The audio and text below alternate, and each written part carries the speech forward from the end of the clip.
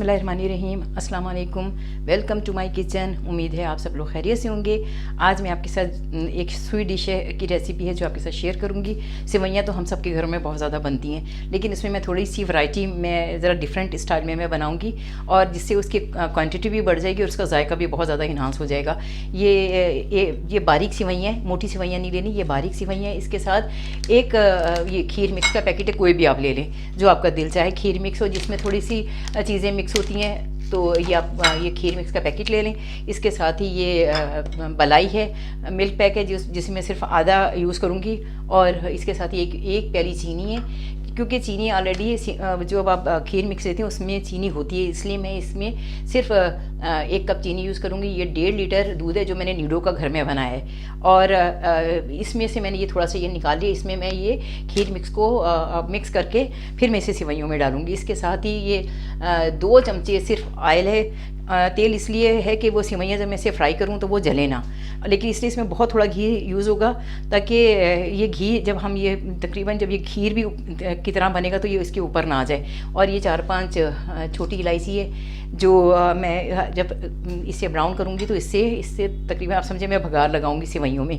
और ये देखें, ये मोटा ये नारियल है। नारियल को मैंने क्रश किया है, मैंने इसका पाउडर नहीं लिया, इसको क्रश किया। ये तकरीबन 200 ग्राम था, तो मैंने 100 ग्राम इसमें से ये देखिए ये मोटा मोटा मैंने ये इसे क्रश किया है। और इसके साथ ही ये बादाम है जिन्हें मैंने बारीक बारीक काट लिया है, और ये गार्निशिंग के लिए। और ये गार्निशिंग के लिए मैंने ये पाउडर लिया है नारियल का, और ये बारीक है। लेकिन ये देखिए इसमें और इसमें फ़र्क है। जब आपने सेवइयों में यूज़ करना है तो ये मोटा अंदर जो डलेगा और जो ऊपर डलेगा वो बारीक होगा।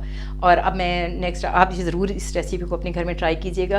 ये बहुत ही मज़ेदार और बहुत ही अच्छा, क्योंकि जिन लोगों को सेवइयाँ, अक्सर लोग सेवइयाँ शौक़ से नहीं खाते, लेकिन जब वो ये खाएंगे तो उन्हें सेवइयाँ बहुत अच्छी लगेगी, क्योंकि उसमें खीर का भी जायका आएगा, उसमें नारियल का भी जायका आएगा। तो आप जब इसे खाएंगे आपको बहुत मज़ा आएगा। यानी ये नारियल वाली सेवइयाँ खीर मिक्स है। तो अब मैं आपको अगला बताती हूँ कि इसे हमने बनाना किस तरह है। बिस्मिल्लाहिर्रहमानिर्रहीम। अब मैं अपनी कुकिंग का आगाज़ करती हूँ। देखिए सबसे पहले मैंने इसमें ये मैं नॉन स्टिक में बना रही हूँ ताकि ये सेवइयाँ जले ना नीचे। ये मैंने सिर्फ 2 चमचे खाने के इसमें वो डाला था, तेल डाला है ताकि ये सेवइयाँ नीचे लगे ना। ये मैं 2-3 बस इसमें, मैं ज़्यादा नहीं, थोड़ी सी मैं इसमें ये भगार के लिए ये छोटी इलायची डाल रही हूँ, जिसे मैंने खोल लिया है अंदर से, ताकि इसका दाने की खुशबू बाहर आ जाए। ये मैंने 4 इसमें ये डाल दिए। आप चाहें तो, अगर आपको ना पसंद हो तो आप ये ना चाहें तो आप इसे ना भी यूज़ करें, ये ज़रूरी नहीं है, लेकिन ये कि ज़रा थोड़ा इससे अच्छा फ्लेवर अच्छा आ जाता है इसके साथ। और सेवइयाँ जो हैं वो बारीक हो और अच्छी तरह टूटी हुई हो।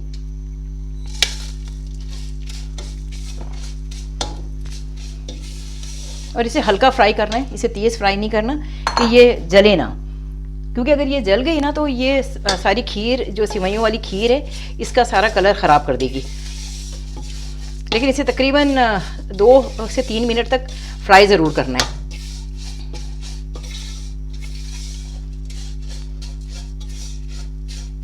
ज़रा मैं फ्राई कर लूँ, फिर मैं इसके बाद ये बताती हूँ कि आगे क्या करना है।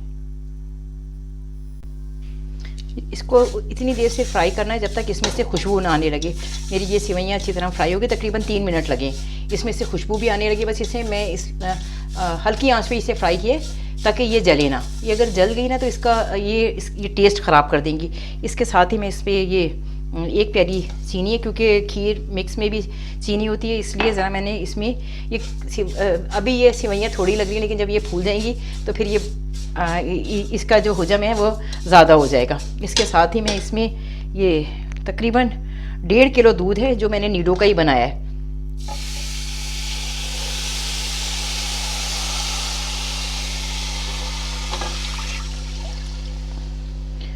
और ये बहुत अच्छा, आप चाहें तो आप खालिस दूध भी यूज़ कर सकते हैं, लेकिन मैंने ये नीडो का यूज़ किया कि इसका जायका बहुत अच्छा आता है, इसका बहुत अच्छा टेस्ट आना शुरू हो जाता है। इसके साथ ही मैं इसमें ये जो मैंने नारियल क्रश करके रखा था, ये देखिए ये मोटा मोटा है, इसे मैंने बारीक नहीं किया, मैंने इसमें पाउडर नहीं यूज़ किया। मैंने नारियल को तकरीबन 200 ग्राम था, उसमें से मैंने सिर्फ 100 ग्राम यूज़ किया है। इसे आप ग्राइंडर में डाल के, आप किसी चॉपर में आप इसे बारीक बारीक क्रश कर लें। इसका इतना अच्छा टेस्ट आता है, ये नारियल वाली सेवइयाँ और खीर दोनों बन जाती है। ये बच्चे बहुत शौक से खाते हैं। जब आप बनाएंगे ना अपने घर में तो आपको पता चलेगा कि बच्चों को ये कितनी पसंद आई है। अब इसके साथ ही मैं, क्योंकि ये सब चीज़ें मैं इसलिए साथ डाल रही हूँ कि ये साथ ही पक जाए। ये देखिए मैंने ये इसमें ये घोल लिया था, जो खीर मिक्स का पैकेट था वो मैंने इसमें घोल लिया था ताकि उसमें लम्स ना बने, क्योंकि अगर मैं वैसे ही डाल देती तो उसमें वो गुठलियाँ बनने का चांस ज़्यादा हो जाता है। इसलिए पहले उसे 1.5 किलो में से ही मैंने ये दूध निकाला था। और ये इसमें इसका इतना अच्छा टेस्ट आता है। आप कोई भी खीर मिक्स का पैकेट ले लें, आप फिरनी का भी ले सकते हैं, आप शीर का भी ले सकते हैं। आप सेवइयों के साथ मिक्स करेंगे तो आपको बहुत अच्छा इसका जायका आएगा। ये तकरीबन मैं इसे जब तक ये और हल्की आंच पे पकाऊंगी ताकि ये इसमें जो खीर मिक्स का पैकेट डाला है वो इसमें डिज़ोल्व हो जाए और ये सेवइयाँ भी अच्छी तरह गल जाएँ। तकरीबन मैं इसे 15 मिनट तक हल्की आँच पर पकाऊँगी। उसके बाद मैं आपको ये दोबारा दिखाती हूँ। और ये बात याद रखनी है कि इसे उस वक्त तक चलाना है जब तक इसमें उबाल ना आ जाए। अगर आप इसे वैसे ही छोड़ देंगे चीज़ें मिक्स करके कि दूध ठंडा है और आप वैसे ही इसे छोड़ के रख दें तो इसमें सारा ये नीचे जम भी जाएगा और इसमें गुठलियाँ बढ़ जाएंगी।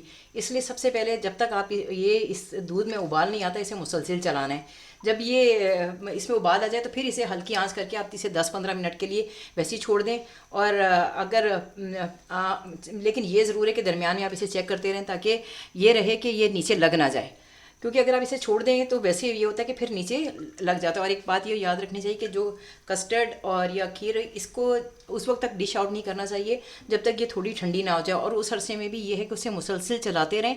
आपने देखा होगा जब हम कस्टर्ड वगैरह बनाएं या खीर तो उसके ऊपर एक पपड़ी सी आ जाती है, खुश्क हो जाता है वो। तो ये इस वजह से होता है कि हम गरम गरम निकाल देते हैं और वो जब थोड़ी देर रहता है तो वो उस पर पपड़ी जम जाती है। लेकिन अगर आप इसे पतीली में ही थोड़ी देर इस तरह आप चलाते रहें जब तक उसकी यानी जो हीट है वो जब तक ख़त्म ना हो जाए, जब उसकी हीट ख़त्म हो जाए उसके बाद उसे आप डिश आउट करेंगे तो आप ये देखेंगे कभी भी उसके ऊपर पपड़ी नहीं जमेगी। जो एक लेयर सी आ जाती है खुश्क होकर वो कभी नहीं आएगी, क्योंकि ये होता है कि उसकी सारी गर्मी ख़त्म हो जाती है और जो उसका जो जमने का, क्योंकि वो जब आप बार बार चला रहे हैं तो जो जमने का प्रोसेस है वो उसमें ही वो डिज़ोल्व हुए जा रहा है जो ऊपर जिसने जमना होता है। तो इसलिए हमेशा एक बात, ये छोटी छोटी बातें होती हैं, ये टिप्स ऐसी होती हैं जिन्हें अगर आप याद रखें तो आपकी कुकिंग बहुत अच्छी हो जाती है। अब ये मैं उसे उस वक्त तक चलाऊँगी जब तक इसमें उबाल नहीं आ जाता। उसके बाद इसे मैं 10-15 मिनट के लिए छोड़ दूँगी ताकि ये पकती रहे हल्की उसमें ना। अल्हम्दुलिल्लाह रब्बिल आलमीन। ये देखिए ये मेरी सेवइयाँ खीर मिक्स रेडी है। इसमें मैं ये अब ये देखिए इसमें ये इससे ना बहुत गाढ़ा नहीं करना, क्योंकि जब ये रखी रहती है तो ये बहुत ज़्यादा गाढ़ी हो जाती है। इसलिए इसको ज़रा इसको पतली ही फॉर्म में रखना है। इसके साथ ही ये मैं बलाई है, ये मिल्क पैक भी है और इसमें थोड़ी फ्रेश बलाई भी है। ये मैं इसमें ये भी मिक्स कर दी मैंने। इसको बस इससे डाल के मैं तकरीबन सिर्फ इस वक्त तक चलाऊंगी जब तक इसमें उबाल नहीं आ जाता।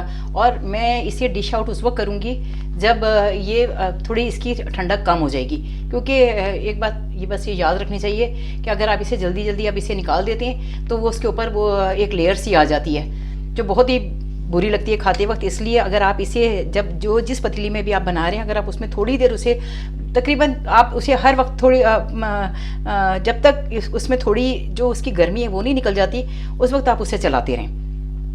और जब आप निकालेंगे आप ये देखेंगे आपका चाहे खीर हो चाहे आपकी सेवइयाँ हो या कुछ भी हो वो कभी भी जमेगा नहीं ऊपर, क्योंकि उसकी सारी गर्मी जो है वो निकल जाएगी और ये फिर बहुत ही अच्छा और बहुत खूबसूरत ये बन जाएगा। अल्हम्दुलिल्लाह रब्बिल आलमीन। मेरी ये रेसिपी तैयार है, इसे ज़रूर अपने घर में ट्राई कीजिएगा। और अपने अगर आपका दिल चाहे तो मेरे चैनल को सब्सक्राइब करिएगा और लाइक करिएगा, दिल चाहे तो बेल आइकन भी दबा दें।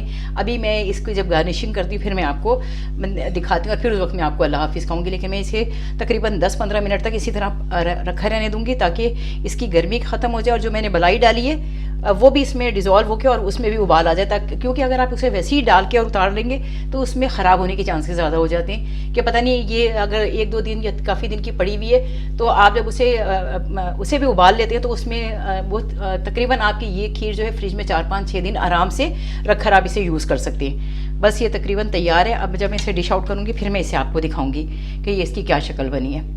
अल्हम्दुलिल्लाह रब्बिल आलमीन। वैसे ये मेरा तकरीबन रेडी हो गई। अल्हम्दुलिल्लाह रब्बिल आलमीन।